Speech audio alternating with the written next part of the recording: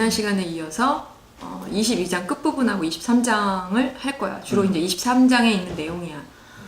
근데 이제 우리가 지난 시간에 이제 드디어 이제 바울이 유대인들에게 그래 연설을 했어. 근데 연설을 하고 나서 이제 연설을 들은 유대인들이 어떻게 했냐면 바울을 막 더욱 죽이려고 막 달려들었단 말이야. 근데 그 광경을 이제 천부장이 거기 천부장이 있었을 거 아니야? 천부장이 바울을 이제 막기 위해서 이들로부터 바울을 보호하기 위해서 바울을 영내로 데려가. 그러면서 22장 24절을 보면은 그들이 무슨 일로 그에 대하여 떠드는지 알고자 하여 채찍질하며 신문하라고 이제 그것을 알기 위해서 바울을 가죽으로 채찍질하고 신문하려고 했어. 그러자 이제 바울이 옆에 있었던 백부장에게 뭐라고 얘기했냐면 22장 25절에서 너희가 로마 시민 된 자를 죄도 정하지 아니하고 채찍질할 수 있느냐라고 했어. 그러자 백부장이 이 말을 듣고 이제 얼른 천부장에게 보고를 한 거야. 그랬더니만 29절에서 천부장이 바울에게 로마 시민인 줄 알고 또 그 결박한 것 때문에 두려워했어. 두려워하니라고 두려워했단 말이야. 천부장은 원래 이제 어떻게 했냐면은 이제 돈을 주고 샀다 그래서 로마 시민권을 많은 돈을 주고 이제 샀다라고 고백했지만은 바울은 뭐라고 얘기했냐면은 28절에 보면은 나는 나면서부터라 라고 아버지가 로마 시민권이라고 했었어요. 사도 바울의 아버지가. 그러면서도 바리새인이었잖아. 그런데 자기는 태어나면서부터 로마 시민권이라고 그러니까 더욱 두려워한 거야. 이제 천부장이 이렇게 말했어. 보면은 우리가 그럼 여기에서 도대체 왜 두려워했는지 천부장이 도대체 당시의 로마 시민권은 어떤 혜택 어떤 힘을 가지고 그렇지 어떤 힘을 갖고 있었는지 한번 살펴보면 당시 로마 시민권자는 모욕적인 형벌을 피할 수 있는 그런 특혜가 있었어. 뿐만 아니라 로마 황제에게 공정한 재판을 받을 수 있는 권리도 있었어. 그렇지. 이제는 로마 시민권자에게는 재판을 해서 죄가 밝혀지고 나서 그리고 선고를 내리기까지 선고를 내리고 나서 형벌이 이제 주어지는데 선고가 내리기 전까지는 형을 가할 수가 없었어. 막 때리거나 채찍질하거나 막 결박하거나 이렇게 할 수 없었단 말이야. 그런데 지금 사도 바울은 재판도 하지 않았어. 그런데도 불구하고 바울을 쇠사슬에 결박하고 막 했단 말이야. 그리고 막 때리려고 하고 막 이랬단 말이야. 결박하고. 그렇기 때문에 자기가 천부장이 질책을 당할 수도 있었다라는 거야. 로마에게. 그래서 두려워했던 거야. 이해가 되지? 이렇게 천부장은 로마인들이 두려워하면서 일단은 결박을 풀고 이제 자유롭게 해줬겠지. 사도 바울에게. 그렇지만 이 천부장은 궁금했을 거야. 도대체 유대인들이 왜 이렇게 사도 바울을 이렇게 죽이려고 했는지 그 사건의 진상을 이제 궁금해했던 거야. 그래서 그거를 알기 위해서 어떤 일을 벌이냐면 다음 날 22장 30절에 제사장과 온 공회를 모으고 라고 여기서 말하는 공회는 사내들인 공회야. 우리가 지난번에 배웠지? 그 사내들인 공회를 모아서 바울을 그들 앞에 세웠어. 근데 이 지금 공회는 누가 소집한 거야? 천부장이 소집한 거잖아. 그렇기 때문에 사도 바울이 먼저 이렇게 변론을 시작할 수가 있었어. 그래서 사도 바울이 말을 하려고 했던 거야. 그랬더니 바울의 말을 들어보지도 않고 여기서 보면은 대제사장 아나니아. 그러니까 아나니아라는 사람이 대제사장으로 있었나 보지. 그 사람이 23장 2절에서 이제 23장으로 넘어왔어. 23장 2절에서 그 입을 치라 하고 바울을 치라고 명령했어. 말을 또 들어보지도 않고. 그러면 여기서 보면은 지금 바울을 신문하기 위해 모인 대제사장 아나니아를 비롯한 제사장들과 온 공회, 다시 말하면서 사내들인 공회는 사실 이스라엘 최고의 의결기관이야. 배웠잖아, 지난번에, 그치? 근데 이 공회는 최고의 의결기관인데도 불구하고 누구를 죽였지? 예수님을 죽이기로 판결을 내린 곳이 바로 이곳이야. 그렇지? 사실은 이 사내들인 공회는 이스라엘에서 가장 신성하고 공정하게 판결을 내려야 할 책임이 있는 그런 의미가 있는 공회였단 말이야. 그런데 예수님을 죽이는 그런 판결을 내렸을 뿐만 아니라 바울에게 폭력적인 재판을 행하고 있다라는 걸 우리가 지금 알 수 있지. 들어보지도 않고. 그치? 즉 이스라엘의 최고의 의결기관이라고 하는 그 공회의 권위와 권세를 내세우며 하나님의 아들이신 예수님을 대했듯이 이와 똑같이 지금 바울한테. 하나님의 거룩한 사상과 계시의 통로로 쓰임 받고 있는 바울도 똑같이 이렇게 대하고 있다는 것을 우리가 알 수 있다는 거야. 지금 이 말씀을 통해서 무슨 말인지 알겠지? 자, 사도 바울은 공예회 구성원들이 이렇게 딱 보니까 사도 바울이 지금 공예 구성원들 딱 보니까 파악을 한 거야. 왜냐? 왜 파악할 수 있냐? 사도 바울이 누구였어? 공예 회원이었거든. 자신도 젊었을 때. 지금 30몇 년 전, 한 20몇 년, 거의 한 30년 좀 안 되지만 어쨌든 그때 그런 구성원이었단 말이야. 그렇기 때문에 누구도 잘 알고 있었을 거야. 23장 8절에 보면은 사도 바울이 부활도 없고 천사도 없고 영도 없다 하는 사두개인과, 지금 딱 보니까 공회가 두 그룹으로 이렇게 조직되어 있다, 구성되어 있다라는 것을 파악을 한 거야. 한 그룹은 누구냐면은 바로 사두개인. 이 사두개인들은 뭐라고? 8절에 부활도 없고 천사도 없고 영도 없다라고 주장하는 이 사두개인과, 또 한 분파는, 또 한 그룹은 누구냐면 23장 8절에서 부활도 천사도 영도 다 있다 함이라고 주장하는 바리새인들로 구성되어 있다라는 것을 사도 바울이 파악한 거야. 이에 바울이 뭐라고 그랬냐면 23장 6절에서 자기가 이렇게 신문을 당하는 이유, 이와 같이 공회에 끌려온 이유가 뭐라고 얘기하냐면 부활로 말미암아 내가 신문을 받노라 라고 부활에 관한 문제를 딱 제시한 거야. 그 이유가 있었어. 왜냐면 이 부활은 사실은 기독교의 핵심 사상이야. 굉장히 중요한 사상이야. 뿐만 아니라 사두개인과 바리새인 두 그룹에게 가장 심각하고 민감한 문제였기 때문에, 그렇기 때문에 다시 말해서 두 그룹이 부활에 대한 견해가 다르다는 것을 바울은 이미 알고 있었어. 왜냐면 누구보다 잘 알고 있었겠지. 왜냐면 자기가 구성원이었기 때문이고 바리새인 중에 바리새인이었기 때문에 사두개인들이 뭘 주장하는지, 또 바리새인은 뭘 주장하는지 누구보다 잘 알고 있었을 거 아니야. 그렇기 때문에 이거를 딱 대두시킨 거야, 사도 바울이. 자신이 부활로 인해 신문을 받는다는 것을 의도적으로 말했다라는 말이야. 사도 그렇게 지혜로웠어. 여기 보면은 먼저 그러면 사두개인들을 잠깐 한번 이렇게 살펴보면 6절에 보면 그중 일부는 사두개인이요 라고 공회의 일부를 차지하고 있는 사람들이 사두개인이었어. 이 사람들은 제사장들이 굉장히 많았거든. 그리고 이제 대제사장의 측근이었단 말이야. 그런 사람인데 이 사람들은 어땠냐면 모세오경을 인정했어. 그렇지만 사실은 그 모세오경만 인정했는데 그 모세오경도 형식적으로 인정했을 뿐이야, 사실은. 이 사람들은 신이나 영적인 세계, 그 사실들을 인정하지 않는 사람들이었어. 이처럼 영, 천사, 부활도 없다고 주장하는 사람으로서 이 사람들은 유물론자였어. 그래서 이 사람들은 헬라의 문화와 사상을 따르고 추구했던 사람으로서 굉장히 세속적인 것들을 그런 것들을 추구했던 사람이 바로 이 사두개인들이었단 말이야. 그 사람들이 종교 지도자로 앉아 있으니 뭐가 제대로 됐겠어? 어쨌든. 그렇지. 그 다음에 보면은 이제 바리새인을 잠깐 보면 23장 6절에 보면은 다른 일부는 바리새인이었어. 공회의 다른 일부가 바리새인들이었는데 이 사람들은 사두개인과 달리 모두 있다. 영도 있고 천사도 있고 부활도 있다 라고 인정하는 사람들이었단 말이야. 그런데 이들이 완고하게 유대주의라는 그 두터운 벽에 갇혀 있는 사람들이 바로 이 바리새인들이었어. 근데 이 바리새인들은 누구야? 사실은 일반 백성들의 선생이었단 말이야. 그러니 이들이 갖고 있는 이 유대주의 사상을 누구한테 전한 거야? 일반 백성들한테 다 전했을 거 아니야. 그렇기 때문에 백성들까지 빛으로 나오지 못하게 막고 있는 사람들이 이 바리새인들이었어. 무슨 말인지 알겠지? 그러니까 말씀의 그 빛 가운데로 나오지 못하도록 막는 사람들이 이 바리새인이었다라는 것을 우리가 알 수 있어.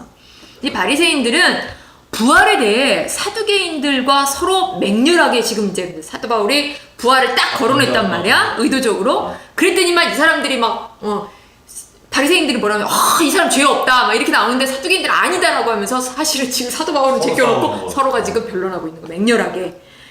그러면서 사도 바울이 말하는 부활에 대해 그렇다고 해서 이 바리새인들이 관심이 있고 이 사도 바울이 주장하는 부활에 대해 들었느냐? 듣지 않았어. 받아들이지 않았다라는 거야. 이걸 알아야 돼. 이처럼 이스라엘 최고의 의결 기관인 공회 회원들이 사실은 재판의 기준이 뭐야? 모세의 율법이란 말이야.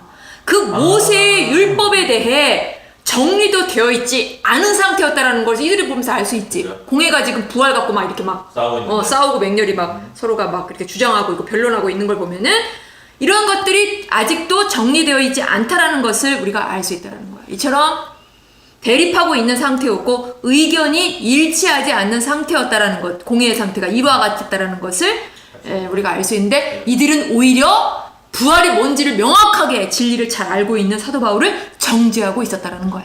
잘했나 보죠. 자기네들을 상태도 모른 채.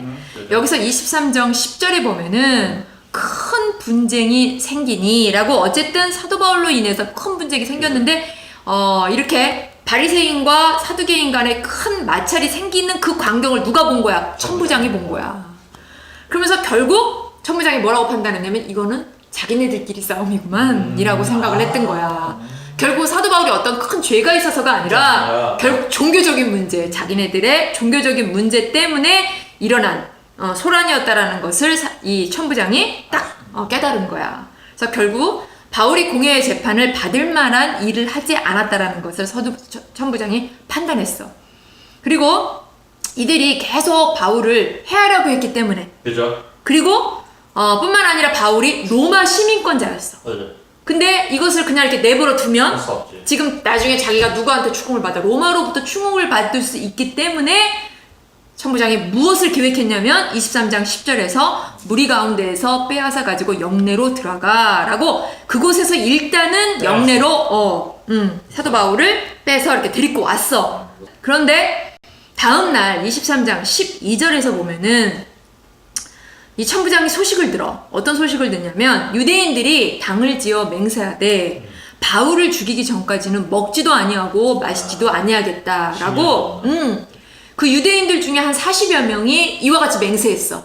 근데 이 사실을 이렇게 사도 바울을 죽이려고 했던 그 40명의 이런 사람들, 먹지도 않고 자주 이런 사람들이 누구랑 함께 이와 같이 했냐면은 공회가 이들과 함께 이렇게 결탁을 해서 결국은 사도 바울을 죽이려고 하는 계획, 음모를 꾸민다는 사실을 사도 바울의 누가 들었냐면 생질이 이 계획을 듣고 사도 바울을 통해서 천부장을 만나서 이 모든 사실을 천부장에게 말한 거야. 그러니 사도 바울이 이제 그 천부장이 이 말을 듣고 나서는 굉장히 위험하다는 걸 느꼈겠지. 그래서 비밀리에 신속하게 큰 부대를 동원해서 가이사라로 사도 바울을 호송하려고 이렇게 계획을 짰던 거야. 천부장이 준비를 했던 거야. 그래서 보면은 23장 12절에 보면은 바울을 죽이기 전까지는 이라는 말씀처럼 공회를 중심으로 한 모든 유대인들이 이토록 바울을 죽이려고 했어. 근데 우리가 지난 시간에 잠깐 살펴봤듯이 왜 이렇게 유대인들이 이토록 바울을 죽이려고 했냐면 가장 큰 이유가 뭐냐면은 유대교의 가장 중요하고 핵심 사상인 할례를 지켜야 되고 율법을 이렇게 모세 율법을 지켜야 된다라는 것을 이걸 지키지 않아도 된다라고 사도 바울이 전파하고 다니고 있었기 때문에 사도 바울을 증오하고 그리고 그토록 죽이려고 했다라는 것이 사실 우리가 배웠지. 이와 같이 이렇게 이것 때문에 사도 바울을 이렇게 죽이려고 하는 것을 우리가 지금 말씀에서 또 한 번 이렇게 볼 수 있어. 이제는 큰 군중이 성난 군중이 죽이려고 해도 그게 안 되니까 이제는 그런 무슨 소수의 그 무리들이 계획을 세워서 이렇게 숨어 있다가 사도 바울이 이렇게 나타나면 끌고 가거나 어디로 이동을 하면은 그때 급습을 해갖고 사도 바울을 죽이려고 했던 그런 음모까지도 꾸미고 있었다라는 것을 이렇게 우리가 알 수 있어. 여기서 보면은 예루살렘에 온 사도 바울이 사실은 며칠 동안밖에 예루살렘에 안 머무르고 있었어. 그치? 그리고 별로 한 것도 별로 없었다라는 것. 그러니까 한 거가 없다라는 게 아니라 많은 일들을 하진 않았어. 다양한 무슨 오랫동안 그렇지. 그런 일들을 하지 않았어. 지난 시간에 우리가 배웠지. 뭐뭐뭐 했는지. 근데 사실은 이 짧은 시간 동안 이 벌어진 소동, 성난 군중이 죽이려고 하는 상황에서도 사도 바울은 어떻게 했냐면 그 자리를 피하거나 모면하려고 하지 않았어. 오히려 이 성난 군중들을 향해서 기회는 찬스다 하고 이를 통해서 이들에게 예수님을 담대히 증거하는 것을 우리가 배웠지. 지난 시간에 이렇게 전했단 말이야. 그 증거한 후에도 이 성난 군중은 더욱 바울을 죽이려고 이렇게 했다라는 것을 알 수 있는데 이처럼 사람이 보기에는 우리가 딱 지금 지금까지 벌어진 일을 딱 보면은 그토록 사도 바울이 로마서에서 우리가 봤듯이 여기 와갖고 동족에게 그토록 전하고 싶어 해서 드디어 전했으면 어떤 그래도 이렇게 열매라도 좀 우리가 옛날에 사도바울 2차 전도여행 때 아덴에 우상의 중심지인 아덴에서 전했을 때 막 사람들이 막 별로 안 들었잖아. 그렇죠. 하나의 주장하는 사람들이 하나의 주장하는 사람들인가 보다. 많은 주장하는 사람들 철학자들 중에 그 중에 하나인가 보다. 이런 식으로 들었는데 거기 맨 마지막 말씀에 딱 보면 그 몇 사람이 항상 그 몇 사람이 있었잖아 적어도.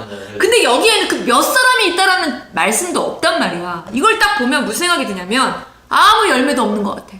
딱 보기에는 그치? 열매도 없는 것 같고 그저 해만 핍박만 당하는 그런 것처럼 보여. 그런데 이 상황을 예수님이 뭐라고 말씀하셨는지 아니? 23장 11절에 보면 내가 예루살렘에서 나의 일을 증거한 것 같이 라고 예루살렘에 온 사명을 감당했다고 이렇게 예수님이 말씀하셨어. 너는 지금 사명을 감당한 거다 라고 지금 11절에서 말씀해 주셨단 말이야. 바울이 21장 13절에서 나는 주의 이름을 위하여 라고 나는 주의 이름을 위해서 죽을 것도 두려워하지 않고 그것도 다 감당하고 각오하고 간다 라고 분명히 말을 했단 말이야. 이를 위해 예루살렘에 간다고 한 예루살렘에 온 목적대로 예수님께서 지금 사도 바울은 주의 이름을 위해서 이렇게 온다고 했어. 그런데 지금 똑같이 예수님이 뭐라고 말씀하셨냐면 나의 일을 증언한 거. 나의 일이 뭐야? 예수님의 이름을 증언했다 라고 예수님의 이름을 증언하는 사명을 온전히 감당했다고 예수님께서 누구를 인정해? 사도 바울을 인정해 줬단 말이야. 무슨 말인지 알겠니? 이렇게 예수님은 바울에게 그러면서 나아가서 예수님 뭐라고 말씀하시냐면 23장 11절에 내가 예루살렘에서 증거한 것 같이 로마에서도 증언하여야 하리라 라고 로마에 가서도 예루살렘에서 한 것처럼 하라고 명하셨어. 그렇다면 바울은 이제 로마로 가서도 어떤 상황, 어떤 환경에 처할지라도 그 주신 자리, 그 상황 속에서 예수님을 증거하면 되는 거야. 이해가 되지? 예루살렘에서 말씀을 전하기 위해 사도 바울은 일부러 사람들을 모으지 않았어. 그리고 그렇게 모아가면서 막 증거하고 그랬던 것이 아니야. 예수님을 증거했던 것이 아니야. 사실은 천부장에게 붙잡힌 채 자기를 죽이려고 모이던 수많은 사람들 앞에서 갑자기 이렇게 되겠지라고 내가 이제 이렇게 나가면은 이런 벌어져 이런 걸 생각한 게 아니야. 갑자기 이루어진 일이었다라는 걸 알 수 있지. 그런데 이 갑자기 이루어진 그 일, 자기를 죽이려고 하는 모든 사람들, 수많은 유대인들 앞에서 예수님을 증거했던 거야. 그렇다면 로마에서도 이제 어떤 일이 벌어질지 몰라. 그죠? 사도 바울이 어떻게 알겠어? 그렇지만 어떤 상황이 펼쳐진다 해도 그 자리에서 예수님을 전하면 되는 거라고 사도 바울은 알고 있었을 거야. 이렇게 생각을 했었을 거야. 또한 잊지 말아야 될 것이 있어. 뭐를 잊지 말아야 되냐면 바울을 죽이려는 성난 군중들 앞에 전한 것이지만 사실 그들은 바울을 손댈 수가 없었어. 그 군중들이 막 죽이려고 막 달려들고 막 티끌을 막 무릅쓰고 막 이렇게 해서 했지만 바울을 손댔어? 손댈 수가 없어. 그 이유가 뭐였어? 천부장이 맡고 있었다는 거야. 왜냐하면 글라우디오스 루시아의 허락하에, 이 사람이 천부장 이름이야. 그 허락하에 전했기 때문이야. 다시 말해서 바울이 어떤 말을 전하든 외형적으로 누구의 보호 아래서 지금 말씀을 전하는 건 로마. 그렇지. 천부장은 로마잖아. 결국 로마의 보호 안에서 말씀을 전했다는 사실이야. 이런 것처럼 비록 이제 사도 바울은 죄수의 몸으로 로마를 가. 죄수의 몸으로 로마를 가지만 이와 같이 예루살렘에서도 역사하셨던 것처럼 로마에서도 주님의 역사하심 안에서 주님의 섭리 가운데에서 전하게 될 것을 사도 바울은 누구보다 잘 알고 있었을 거야. 그렇기 때문에 두려워했을까? 두려워하지 않았을까? 두려워하지 않았을 거야. 오직 예수 그리스도의 이름을 위해 어떤 상황에서도 나아갈 각오가 사도 바울은 되어 있었을 거야. 이해가 되지? 그러니까 우리 역시 하나님의 일을 감당할 때 우리가 생각했던 것보다 사람들이 없어. 그리고 우리가 생각했던 거 환경이 우리가 생각하는 환경, 우리가 생각하는 상황이 아니야. 네. 그리고 갑자기 막 일이 이렇게 이루어져. 그 계획된 것도 아니야. 계획된 것도 아니야. 그렇지만 당황할 거 없어. 사실은 지금, 그리고 또한 지금 눈앞에 막 열매가 보이지 않아. 지금 사도 바울이 무슨 열매가 보였니? 그죠. 말씀을, 아니 이게 사도 바울이 지금 어떻게 보면 3차 전도행이 끝나고 나서 복음을 전한 거야. 그것도 그동안 있었던 일, 얼마나 진짜 엑기스 같은 말들을 그죠. 전했어. 근데 거기에서 그 말을 들은 사람들이 반응이 어때면 더 오히려 죽이려고 했단 말이야. 더 달려들으려고 했단 말이야. 보면은 열매가 안 보이는 것 같아. 그렇지만 사도 바울 낙심했니? 그러지 않았어. 뿐만 아니라 예수님 뭐라 그랬어? 네가 내 사명을 감당했다라고 인정해줬단 말이야. 그렇기 때문에 눈에 보이는 열매가 보이지 않는다고 할지라도 낙심하지 말고 주어진 상황에서 내가 할 수 있는 것, 나에게 맡기신 것, 그게 뭐야? 오직 예수 그리스도의 이름. 그 이름을 전하는 일에 최선을 다해 감당해 나아가면 된다라는 것을 사도 바울의 이 지금 말씀을 통해서 우리는 배웠고 이를 잊지 말아야 될 것이야. 알겠지? 이제 다음 시간에는 이제 사도 바울이 이제 드디어 가이사랴로 잡혀가고 소송이 되고 가이사랴에 가서 이제 총독 앞에 서서 이제 벌어지는 일들이야. 그거에 대해서 우리가 공부해 보도록 할 거야. 수고했다.